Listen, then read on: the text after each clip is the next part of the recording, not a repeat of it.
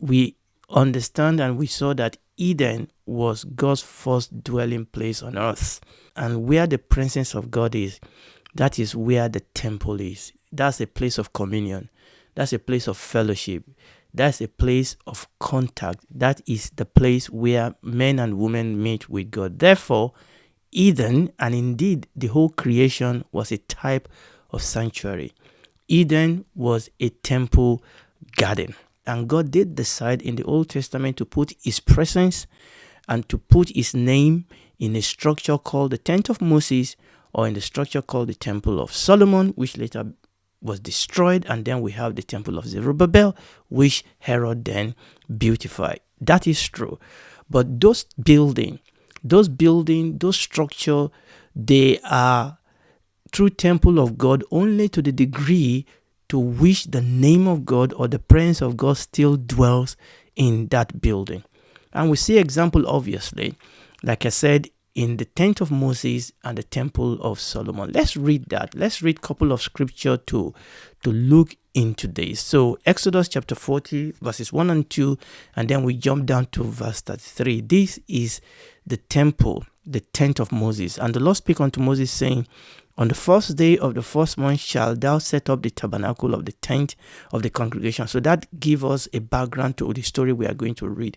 This was when they set up the tabernacle of Moses, the tent of Moses, the tabernacle of God. And after they put in all the structure and things like that, verse 33, and Moses reared up the court around about the tabernacle and the altar and set up the hanging of the court gate. So Moses finished the work. Now, what I want you to see is what happened in verse 34.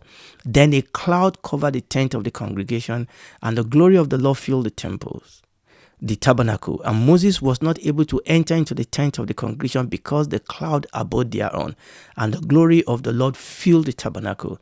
And when the cloud was taken up from over the tabernacle, then the children of Israel went onward in all their journey. You'll see that what marks this building, what marks this tabernacle out as the temple of God, is this presence of God that here is represented by the cloud. Let's look at the story during the temple that Solomon built. 1 Kings chapter 8, verses 10 to 11. This was after Solomon has completed building the temple. We have the same experience just like we did in the time of Moses. 1 Kings chapter 8, verse 10 and 11. And it came to pass when the priests were come out of the holy place, that the cloud filled the house of the Lord, so that the priests could not stand to minister because of the cloud, for the glory of the Lord has filled the house of the Lord. For the glory of the Lord has filled the house of the Lord. That is what marked those building out to be the temple of God, the presence of God, the glory of God. So it is very important for us to understand that it is the name of God and the presence of God in this building that mark them out, isn't it, as the temple of God. And that is what we saw in the Garden of Eden. That is the point here, that the Garden of Eden was a temple garden because the presence of God was there, the name of God was there, the glory of God was there, and that is where God comes to fellowship with his people, to fellowship with Adam and Eve. We can contrast this, like we said the last time, to what happened during the time of Eli and during the time of our Lord Jesus Christ. Yes, the building was still there, but it was no more really the temple of God. It was no more the tabernacle of God because the presence of God was gone. During the time of Eli, like Phinehas' wife said, the glory has departed. It was Ichabod. You know, the children of Eli, they were sons of Belial. They are sons of the devil. They were polluting, the house of the Lord, and their father Eli couldn't control them. And during the time of the Lord Jesus Christ, we have liberals that have rose up to the rank of priests and high priests. Like the Lord Jesus said in Matthew chapter 21, verses 12 and 13, they have turned the house of God into grottos, into den of thieves, into cave of thieves. They've turned the house of God into resort center. So this is what was happening in the time of Eli and in the time of our Lord Jesus Christ to the temple.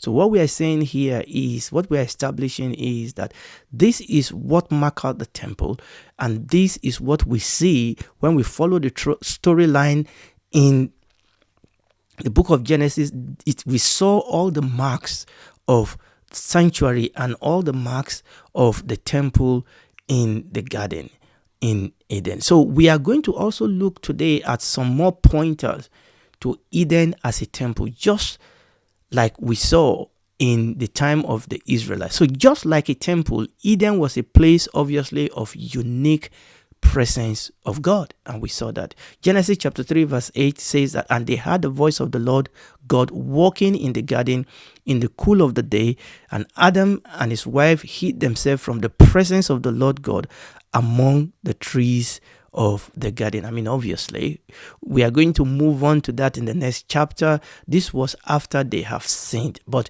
what I want you to see here is the fact that the Bible says that the presence of God was in the garden.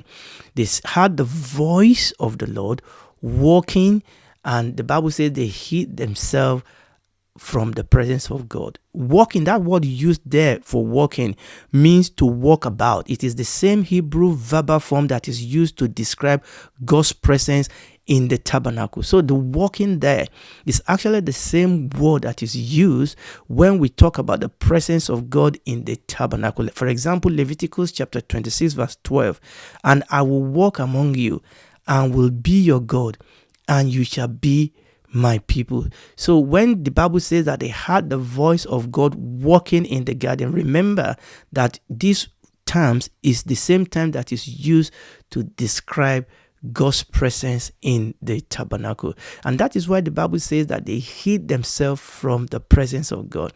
So Eden was a place of unique presence of God, just like other temple. Number 2, Adam's task was that of a priest. We are looking at other pointers that help us to understand and to know that Eden was a temple. This is a garden temple. So the task of Adam is exactly the task of the priest. Genesis chapter 2 verse 15, and the Lord God took the man and put him into the garden of Eden to dress it and to keep it. Now, those two words are really very, very, very, very important. To dress means to till and to cultivate. To keep means to keep it. Now, these two words, to dress and to keep, that is the same two words that is used to describe the task of Levitical priest in the book of Numbers chapter 8 verses 25 and 26. Let's have a read of that. Numbers chapter 8 verses 25 and 26. And from the age of 50, and by the way, here is talking about the priest. And from the age of 50 years, they shall cease to wait upon the service thereof, and shall serve no more, but shall minister with their brethren in the tabernacle of the congregation to keep the charge and to do no service. Thus shall thou do unto the Levite touching their charge. Now, obviously, this is talking about the instruction God gave to Levi when they reach a certain age, then they have to withdraw from a certain service. But this verse tells us the services of the priest. He said to keep and to do. To keep and to do. And those are the same word that is used for the service that Adam actually do in the garden. So the task of Adam in the Garden of Eden point to that of a priest. So we are looking at some other pointer. Some of these things we've gone through before, but we are looking at some other pointers that shows us that Eden is a temple garden. Now, the entrance, another point, the entrance of Eden faced east. When we read Genesis chapter 3 verse 24, when God drove out the man, Genesis chapter 3 verse 24, so he drove out the man and he placed at the east of the garden of Eden cherubim and a flaming sword which turned every way to keep the way of the tree of life. I know we kept banging into the next chapter, but what I want you to see here is just like any other temple, the entrance to Eden actually faced the east. And when you compare that to Ezekiel chapter 40 verses, which I'm not going to read, and when you compare that also to the instruction that were given to when the temples are built in the Old Testament, you will see that it's following the same pattern that we see here in the Garden of Eden. The entrance of Eden faced east. Now, the tree of the knowledge of good and evil parallel the Ark of Covenant in the temple. The tree of the knowledge of good and evil parallel the Ark of Covenant in the tabernacle and in the temple. Now you understand that the Ark of Covenant, what was in that ark actually was the thing that the children of Israel did that they were not supposed to do. It was the what we'll call it now, we talk about the mark, the evidence of their rebellion was actually in that Ark of the Covenant. Now, God told the Adam and Eve, in this particular case, don't do it. Don't eat of the tree of the knowledge of good and evil. So there's a sense, not in all sense, there's a sense in which this tree of the knowledge of good and evil parallel the Ark of Covenant in the tabernacle. Not in the sense of it representing the presence of God, no. In the sense of the fact that the ark contained the rebellion and the sin of the people. And the tree of the knowledge of good and evil is, God was warning Adam and Eve and telling them, don't eat of this. Obviously, we know. In the second chapter, we'll see that they did eat of it, unfortunately. The next point, sacrifice. Before Adam and Eve were evicted from Eden after the fall, a sacrifice took place. You need to understand that blood was shed in Eden. I mean, obviously, that was because this was after they have sinned, okay? So there was sacrifice. Just like you have sacrifices in the temple. Sacrifices form a major part of Israel's temple ritual. Just like that, we actually see sacrifice in Eden. Blood was shed in Eden. That was because Adam and Eve sinned. So before they were evicted from the Garden of Eden, that was after the fall, a sacrifice took place. Genesis chapter 3 verse 21. Unto Adam and also to his wife did the Lord God make coats of skin and clothed them. Coats of skin. And the only way God could have gotten those skin of the animal will have been to sacrifice the animal. Now, the Garden of Eden was a sacred place. We mentioned that. The Garden of Eden was a sacred place. It was God's temple. It was God's holy of holies. The Garden of Eden was a sacred place. The Garden of Eden was God's holy of holy because God created it and God put his name in that garden. God's presence was there. And because the Garden of Eden was sacred, because the Garden of Eden was holy of holy, when the man and the woman sin, God has to cast them out of the temple. God has to drive them out of the garden. God casted them out of the garden. God will cast out those that profane the temple so that it remains sacred.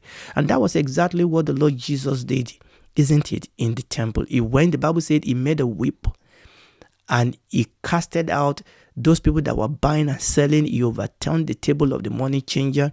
Because my house, the Lord Jesus said, shall be called the house of prayers, and you have made it the den of thieves. And finally, because this whole creation actually is God's temple, that was what God made it to be in the beginning. Finally, at the end of all things, God is going to drive out sin and rebellion and wickedness from creation itself. Yes, the creation is groaning in pain, in sin at the moment. But at the end, when God created the new heaven and the new earth, the Bible says He makes all things good. God will cast out those that profane His temple. He will cast them out. And that is what we are going to see even at the end of the world. Okay, so these are some of the things that point out to us of the fact that Eden was a temple. Praise the Lord. So we have come, as it were, now to the end of chapter 1 of the story. No, not chapter 1 of Genesis, but chapter 1 of the story of the whole Bible. Okay, because now we are going to move into chapter 2, not today. The next teaching, by the grace of God, we are going to move into chapter 2, just like when you take a story, you finish chapter 1, and we are going to go into chapter 2. But before we move on, let's put it all together just in an outline form, what we have seen so far, what we have read so far, what we have received so far, what has been revealed to us so far about this story. We have seen so far. What have we seen so far? We see God, who is the sovereign king. That's the first thing we see in the story that has unfolded in chapter 1 of the story. We saw God, who is a sovereign king. And in Genesis chapter 1 and 2, God inaugurated his kingdom on earth, his government, his rule. Then God created human to be an important and essential part of this kingdom. So we saw God, who is sovereign king. We saw God, who inaugurated his king, his government, his rule on earth. And then God created human. God created Adam and Eve to be an important and essential part of this kingdom. He created them in his own image. He created them after his own likeness. God gave them kingdom position, and God gave them kingdom dominion. And they were both priests and kings in this God's kingdom. And this is what we see in the beginning. God created human to be important and essential part of this kingdom. God created them in his image and after his likeness, so they can have fellowship and communion with God. God gave them kingdom position, and God gave them kingdom dominion. And both of them were priests and kings in God's kingdom. Then our focus shifted from the whole creation to Eden. And we look at Eden as a microcosm of the whole creation, and more specifically, Eden we saw was God's temple, God's sanctuary. That there in Eden, the presence of God was. There in Eden, we saw the presence of God, and from there, God directed the affairs of his kingdom. And we also saw that the basis of relationship in God's kingdom is covenant. So what we've seen the concept of kingdom, we see the concept of covenant, and we see the concept of temple. Now let's put that on the screen. We've seen this picture before, and this shows us in a very graphic form the concept that we have seen in chapter 1 of our story. That is in Genesis chapter 1 and Genesis chapter 2.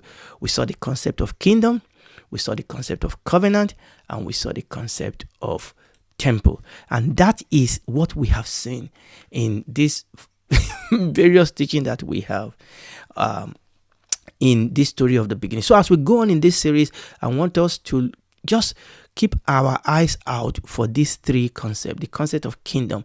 Kingdom talk about people. Obviously, God as the sovereign king himself. And then we as the people of God, starting from Eden, Adam and Eve, and then as we move on in the story. So look out for this concept, the concept of kingdom. That's talk about people. Okay, that talk about people. The concept of covenant, that talks about relationship, communion, fellowship, interaction.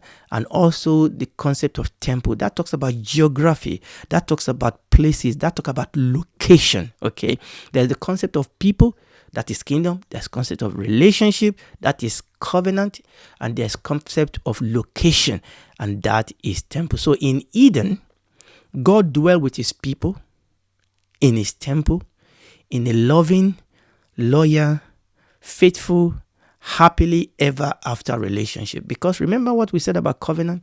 Covenant is meant for eternity. So what we see in Eden is the fact that God dwells with his people in his temple in a loving, loyal, faithful, happily ever after relationship. And this is, I've just put together those three concepts: the concept of kingdom, the concept of covenant, and the concept of temple. So we saw in Eden, I'm repeating myself, that God dwelt with his people in his temple in a loving, loyal, faithful, happily ever after relationship. And this is what kingdom is all about. Inside that kingdom is covenant, is temple. This is creation as God designed it to be at the beginning. Obviously, things did go wrong, but this is creation as it is going to be. It is God dwelling with his people in his temple in a loving, loyal, happily ever after relationship. I want you to remember that, okay? I want you to remember that. As we have seen, Adam and Eve's commission as God's image is to reflect God's kingdom on earth and to extend the geographical boundary of Eden Garden until it covers the whole earth. Because as J.K. Beale said, God's ultimate goal in creation was to magnify his glory throughout the earth by means of his faithful image bearers inhabiting the world in obedience to the divine mandate. But they failed.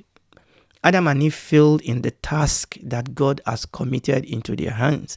And that is going to be the focus of the next chapter of the story. That, by the grace of God, will be the focus of the next teaching. The fact that they failed. They failed in the task. They failed in the thing that God has commissioned them to do. They failed in this task that God committed into their hand. But let us remember that the will of God, the design for which God created all things in the first place, is what we saw in Eden. In Eden, God dwells with his people. Yes, I'm repeating it. God dwells with his people in his temple in a loving, loyal, faithful, happily ever after relationship. That is creation as God designed it. And that is creation as is going to be even at the end of the world. This is creation as it is going to be. God is going to make all things new. Hallelujah. And if you are listening to me, I want you to understand that this creation is going somewhere.